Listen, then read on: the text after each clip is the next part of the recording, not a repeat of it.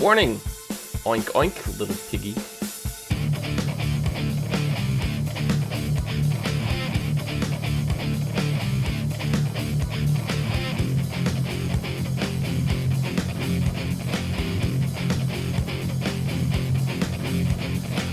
What's up, everyone, and welcome to the ASOTV podcast for Gotham, Season 4, Episode 6, Hog Day Afternoon.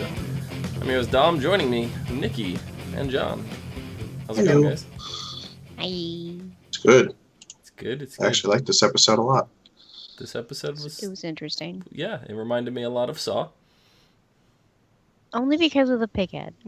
I mean, yeah, I at the time it couldn't have been better. Right? So It's a good kind of Halloween episode, even though, you know, wearing spoopy masks.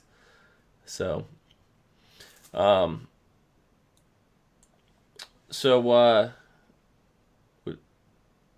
what'd you guys think of the Pig Man?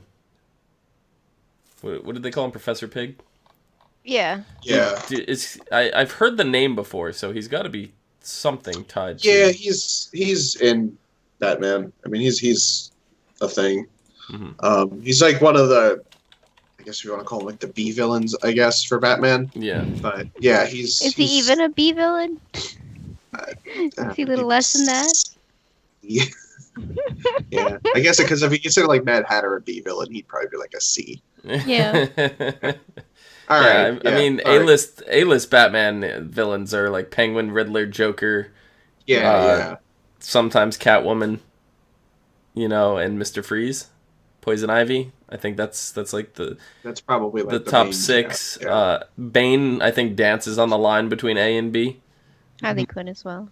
You know, Harley Quinn, I think, is more of a B villain, to be completely honest. But she can dance on the line too. Harley Quinn's never been in an actual Batman movie. A movie, no. No. She's been in almost all of the animated stuff. She was really popular in the animated series. Sweetie, fetch mommy's bazooka. Mr. J. But yeah, this would probably be a C villain. And if I remember correctly, he was in one of the Arkham games, right, John? Yeah, I think he was in Arkham City. Yeah. I think, yeah. I think that's where I recognize him from the most. Yeah. Yeah. So, I believe it's Pig, P-Y-G as well. It's not Pig. Yes, it is. Yeah. Yeah. So, all right. My question for Nikki. What'd you think of the lead this episode? Did she make you roll your eyes? Did you hate and loathe her this episode? Of course. Every time I see her, I roll my eyes. But what she's doing after the whole virus thing with Cord and everything is virus. Yeah, it's commendable. She's trying to help the needy out of her own pocket. Mm-hmm. Although she's also she's being forced to help Cherry in this fucking murder ring or whatever she's got going on. So it's like, murder ring. It's Fight Club. And now that Grundy's in it, it's a literal murder ring. Oh yeah, he's just killing people. Yeah, he's just killing bitches. So it I don't know what the deal is there between Cherry and Lee, but it's she's dancing on the line, but I still don't like her. She's just got this attitude. I don't know. I did giggle when she was calling Nigma dumb, though. I was like, hee hee. My favorite is when she was like, if you wanted to blackmail me, this is what you should have done. And that's what I was like, Nigma, this is what you should be doing the whole time. So it was really funny that it's like, you know, she told him that, you know. Yep. It was great. Come on, stupid. Yeah. So apparently the Tetravirus did affect a very large portion of the area of town called the Narrows. What would that be, Yes. John? What would that be an equivalent to New York City, do you believe? You think that's equivalent to where Daredevil lives? So it was to say, like, it was Hell's Kitchen. Kitchen, yeah. It's probably close to like what we would consider Hell's Kitchen. Like Yeah. Okay. Hell's Kitchen in the 80s. Yeah. Yeah. Exactly. Yeah. But yeah, and apparently this is a deal that Lee also has with the promoter Cherry. That as long as she keeps doing this, that she can go work at the clinic and stuff like that. There's no conflict, pay, different things. So, Yeah. but yeah. Red Bandit said, didn't we see a villain similar to Professor Pig in season 1? We did. One guy? We did, and it was unidentified. As far as I know, they hinted at it. It was the Balloon Man episode, yeah. So I think we were led to believe that it was the Balloon Man at the time. But I think that's going to come back now. That it's probably going to tie back that it's been this guy all along. Yeah. Because apparently the Pigman here, right? He's trying to cleanse corruption in the GCPD. He claims to have suffered profound loss because of the GCPD, and that may tie back to season 1. Yeah. He took out a bunch of cops. It started with Dave Mesker, who's one of Penguin's bagmen. Gave payouts to all of the different cops. They got a lead to talk to Wally Clark when Jim went to go talk to Penguin, and Penguin was very reluctant to offer any kind of help, but did so anyway, just to kind of get Jim off his back, and then brag about how the only way he would have had this lead is because of the licensing system that he hates so much, just to throw that in Jim's face. So they bring Wally in for questioning. Rats out a guy that he calls the professor or the prof. And reveals that there's been 4 heads. So there's 4 bagmen, so to speak. So we had Mesker at the front, then we had Whitlock and Butler were outside of the courthouse. And then Jim got a lead with the blind saxophonist. Blind. The blind, yes. That was a pretty funny scene too, because Jim clearly saw the blind man checking out a pretty lady walking by, so he knew he wasn't blind. Oh yeah. Yeah. Then he tossed his keys at him and had him catch it. That was fantastic. Always wanted to do that because a lot of those guys out there. Wasn't there a movie? I forget the name of it, but I think it was like Eddie Murphy. It was like one of his very first movies. He played like a beggar in the streets, and said he lost his legs and he had him like hidden in a wooden dolly or whatever. Oh yeah, I think I remember what that was. That was a very old movie, and I believe a very racist movie too. But yeah, I think it was like a Christmas-ish type movie as well. I don't know, but like most of the people in those situations are exaggerating, at the very least exaggerating about their condition. We get all the time the reports of the homeless lady, that racks up hundreds of dollars a day and then gets into her nice car and leaves and drives away, so, not saying that some of those people or even a lot of those people need help, because that's definitely the case, but there are people that take advantage of the system. Much like this fellow. Very much like this fellow. But then he was very reluctant to give Jim information about the Philippel Plumbing Company.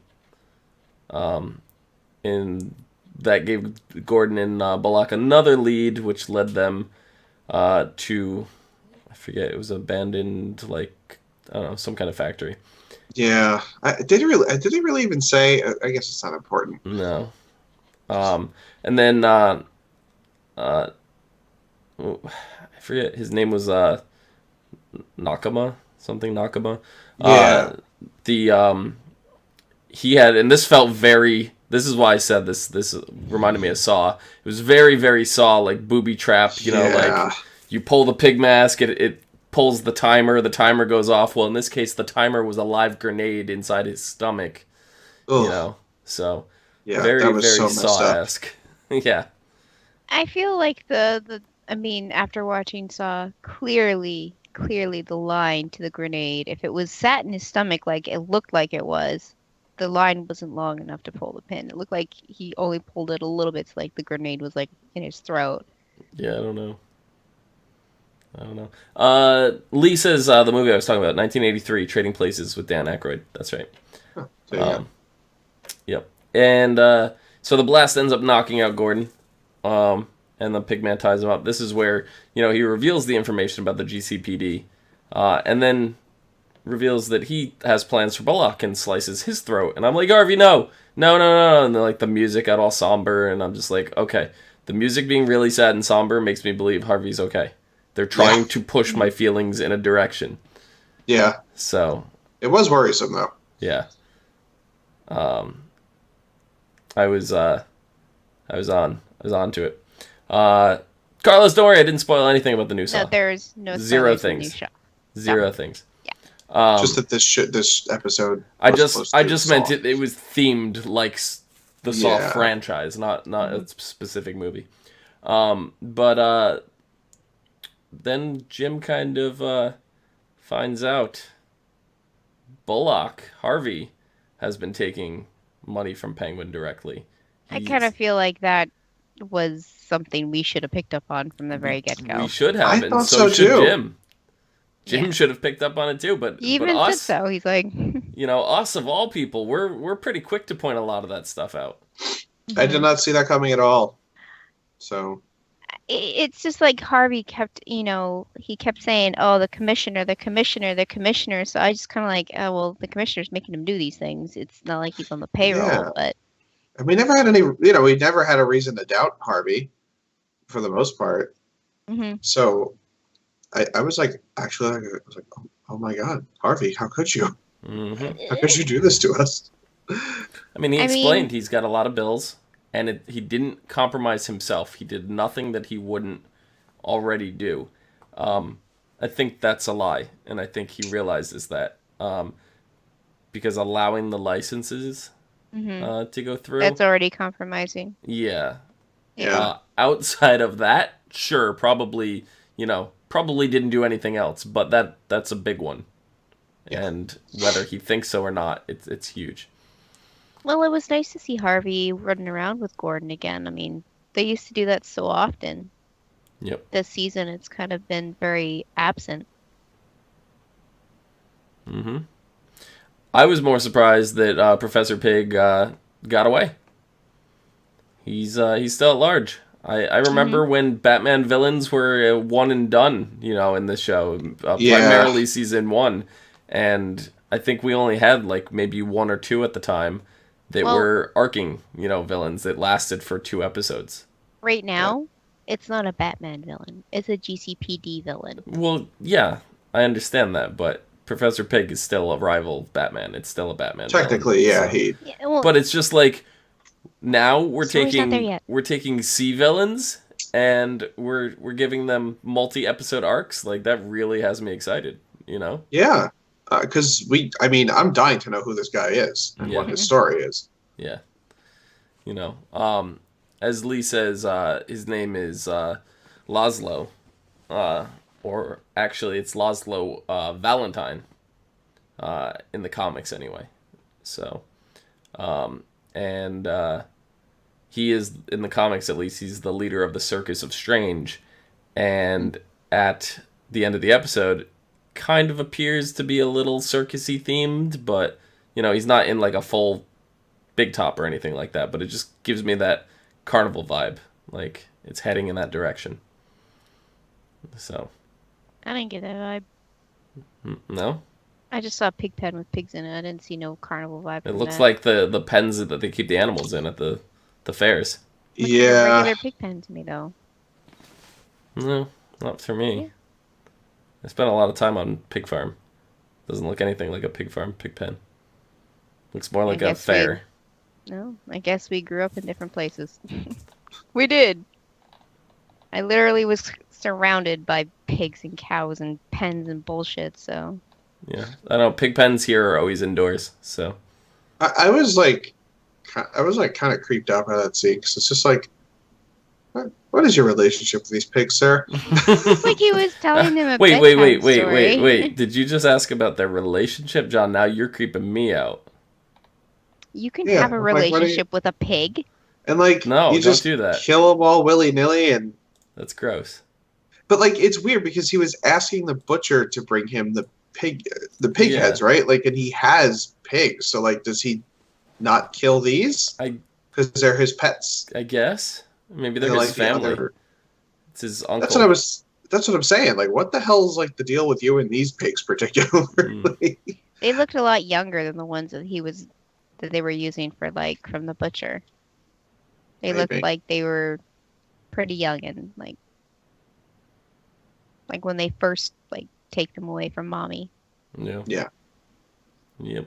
Oh God, I just made a connection in my head. If they're young pigs, and Sophia just opened up that orphanage. I don't know. Yeah. What do you guys think about that orphanage though? She's pulling a fast one on Penguin. Like, oh, that is such a fast one, that one. I mean, she totally planned that. She's been building up this dinner and everything with Penguin. She says to Jim that she has Penguin in the palm of her hand, and then when she's done, she could leave, stay, whatever Jim wants her to do. Mm-hmm. So she's clearly doing something with Penguin. She openly confessed that to Jim. Mm-hmm. Then she plans this lunch with Penguin. She cancels with him, knowing that Penguin's going to be paranoid, because she even says, "This is how my father was." You know, so she knows that he's going to be investigating her. So she planned to have lunch with the mayor, then immediately to the Heritage Hotel, made sure the zoning commissioner was outside, you know, all this stuff, so Penguin would get relayed this information. She's building a wall, things got a gate around it, like she's building up an army, fortress, all this stuff. Like everything's running through his head, and he's paranoid.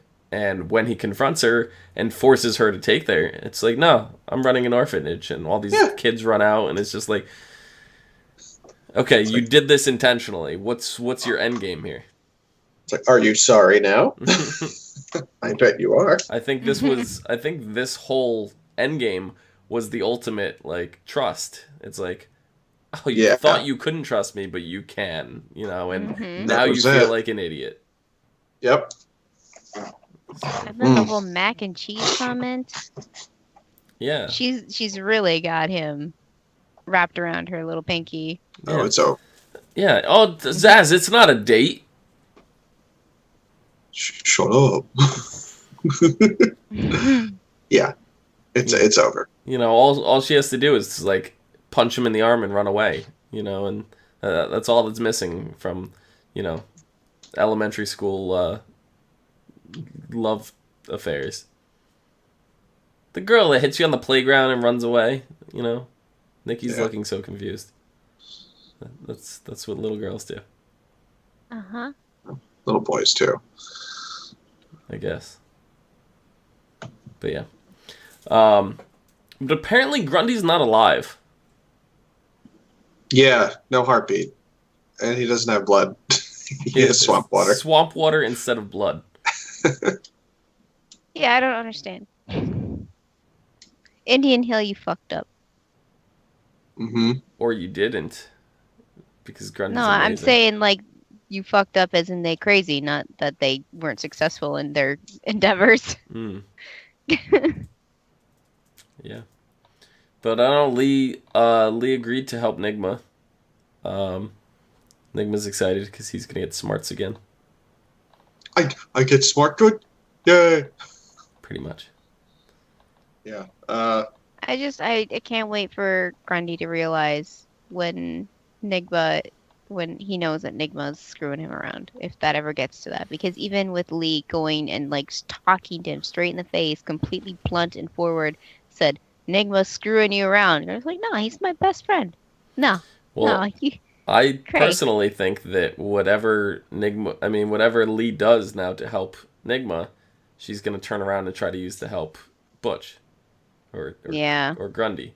And then he's going to get memories back, and, you know, then maybe he'll be an undead smart guy. He'll be like a normal person, but with undead zombie Grundy strength.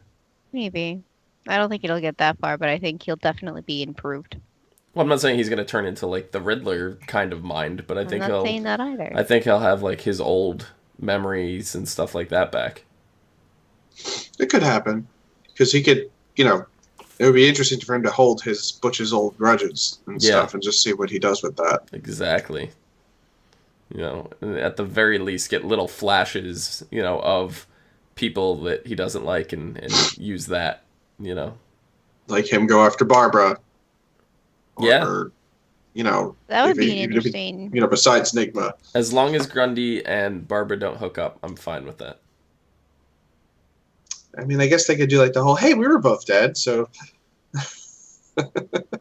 Should be like, I know this pit, you should come visit it, since you're still technically dead. What the Yeah. It's got some water in it. I don't know. Because I guess he's would it act like, pouring He doesn't have a heartbeat, so... vinegar into baking soda or something? Let's try it. Just gets like actual skin. It'd be weird. It'd be really weird. But, yeah, I think that's really about it, though. Yeah. It was pretty straightforward this time. Yeah. I'm actually really pretty was. invested in Sophia now. I want to see what she's up to. Yeah. She's And I actually remember really you're like, interested. I'm not interested in her. Whatever. She's Well, boring. And now you're like, Well, because she's got multiple layers to, like, her scheme, and that's what I like Yeah. about it. It's not just straightforward like everybody else has been.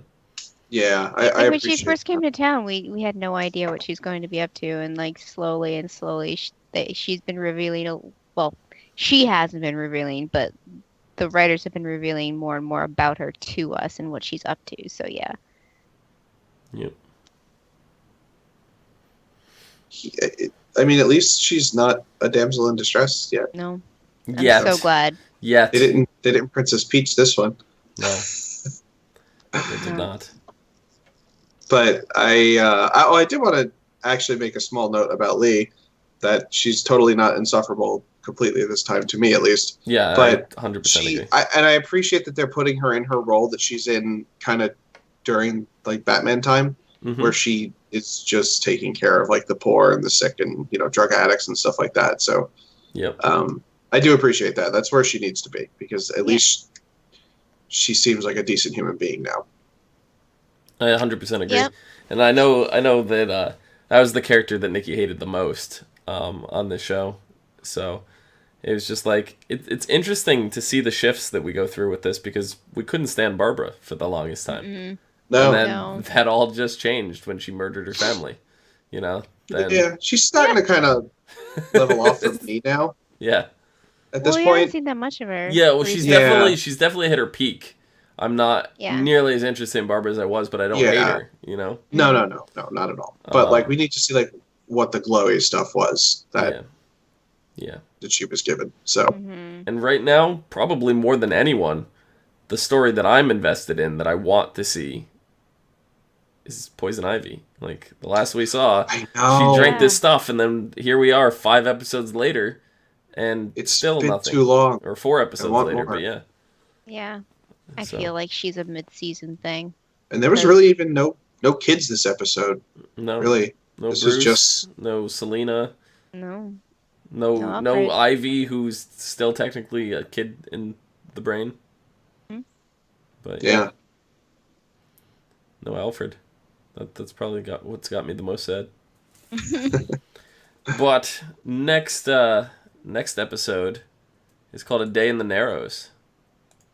With Professor Pig striking fear through Gotham, Gordon and Bullock head into the Narrows to look for clues. Bruce Wayne meets a former friend, Grace, who convinces him to come along for a night out with some old classmates.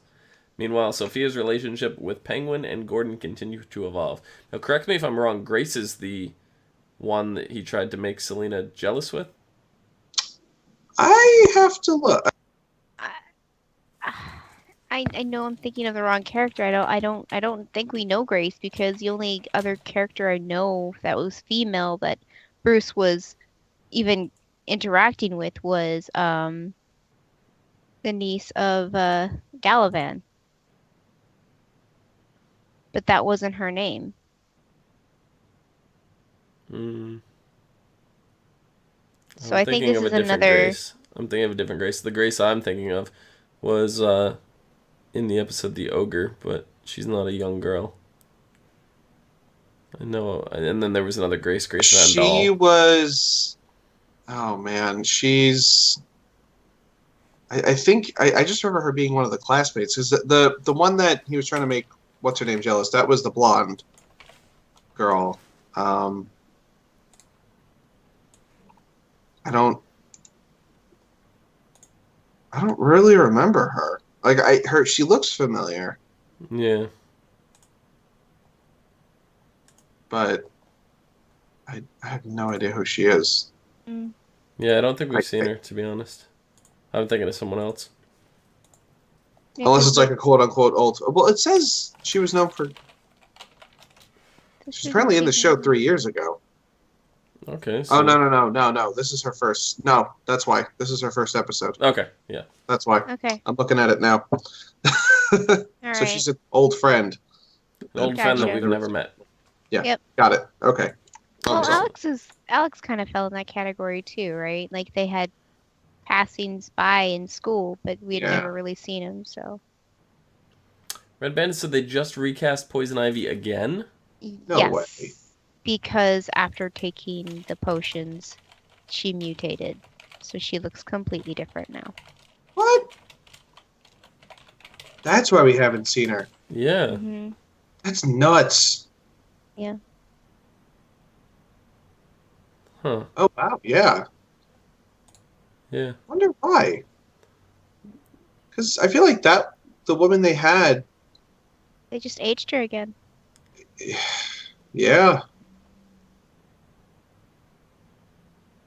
Okay. Apparently she's not coming back till next year, though. In early 2018, so the second half of this season. Yeah. So. Okay. I mean, I'm a little sad to see the old actor go. Yeah, I hadn't read this, but... I feel like she could have definitely pulled off, like, the new Ivy, but I guess that they had to age her and make her look different so that you could see, like, oh, she's been genetically modified or whatever. Mm-hmm. Yeah. Oh, well.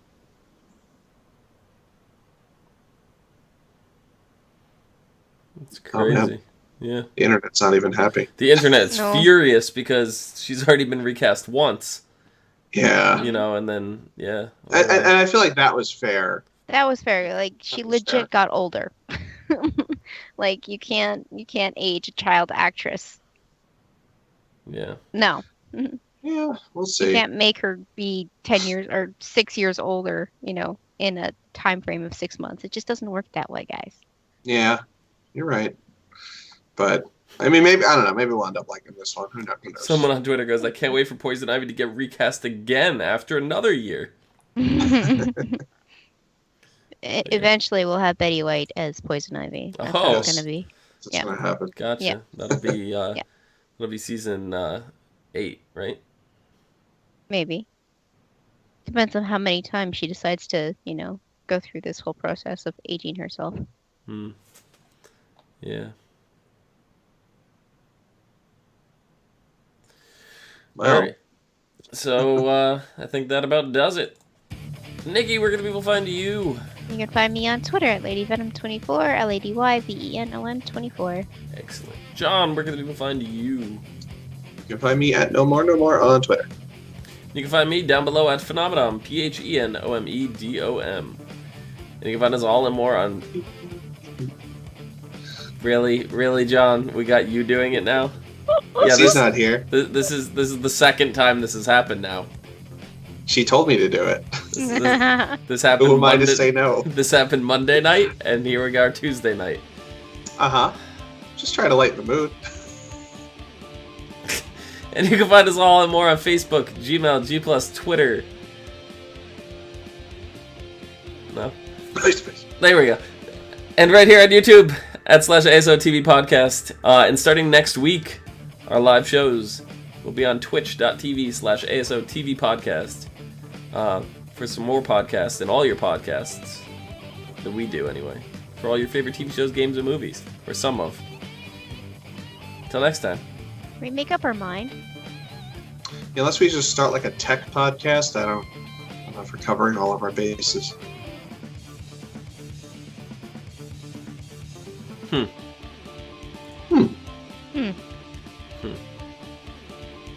Do, do, do, do, do.